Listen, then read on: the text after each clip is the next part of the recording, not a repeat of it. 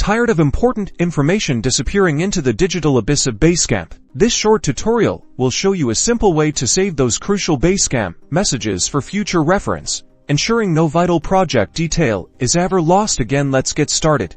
First, navigate to the specific message you want to save within your Basecamp project. It could be in a project's message board or within a campfire chat. Once you've found the message, look for the three vertical dots, often called an ellipsis icon, usually located near the top right-hand corner of the message. Click on those dots. A drop-down menu will appear from this menu.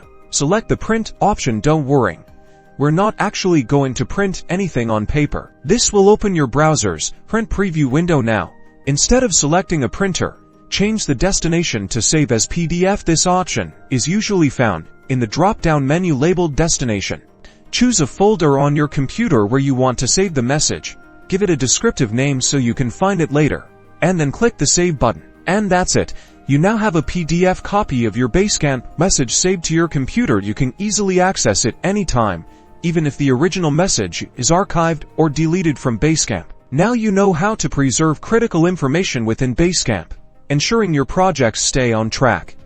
Be sure to subscribe for more Basecamp tips and project management strategies.